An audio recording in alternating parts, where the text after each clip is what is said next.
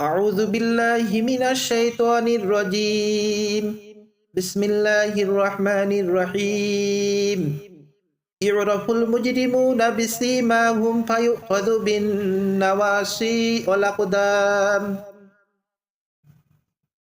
অপরাধীদের তাদের চিহ্ন দ্বারা চিনে নেওয়া হবে, অতঃপর তাদের কপালে চুল ও মাথা ধরে পাকড়াও করা হবে। প্রিয় দর্শক, আল্লাহ স্পষ্ট ভাষায় বলে দিয়েছেন অপরাধীদের তাদের চেহারায় চিহ্ন থাকবে। এটা শুধু আখিরাতের কথা না, দুনিয়াতেও এর ছাপ দেখা যায়। বৈজ্ঞানিকভাবেও প্রমাণিত। মানুষের ভেতরের মানসিক অবস্থা, অপরাধবোধ, হিংসা, লালসা, ক্রোধ এইসব দীর্ঘদিন ধরে চলতে থাকলে মুখের অভিব্যক্তি বদলে যায়। অতিরিক্ত পাপ ও অসৎ জীবনযাপন মানুষের চোখে অস্থিরতা আনে। মিথ্যা ও ভণ্ডামি মুখের পেশিতে কৃত্রিমতা তৈরি করে। অহংকার চেহারায় কঠোরতা এনে দেয়।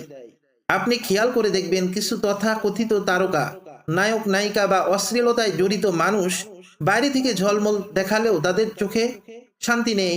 যতই সাজুক, যতই ক্যামেরার সামনে হাসুক, ভেতরের অস্থিরতা লুকানো যায় না। এটা ব্যক্তিগত আক্রমণ না, এটা বাস্তবতা। যে জীবনযাপন মানুষের চেহারায় প্রভাব ফেলে। অন্যদিকে একজন সাধারণ মানুষ, হয়তো শ্রমিক, হয়তো কৃষক, কিন্তু সে যদি 5 ওয়াক্ত নামাজ পড়ে, কোরআন পড়ে, হালাল রুজি উপার্জন করে, তার মুখে এক ধরনের নূর ও প্রশান্তি থাকে। এটা মেকআপে আসে না, এটা আসে তাকওয়া থেকে। দুনিয়ায় আপনি মানুষকে ধোঁকা দিতে পারেন, কিন্তু আখিরাতে পারবেন না। সেই দিন চেহারা দিয়েই চেনা হবে কে কেমন ছিল। তাই প্রিয় দর্শক, সাময়িক চাকচিক্যের পিছনে না ছুটে এমন জীবনযাপন বেছে নিন যাতে দুনিয়ায় সম্মান আর আখিরাতে মুক্তি দুইটাই অর্জন করতে পারেন।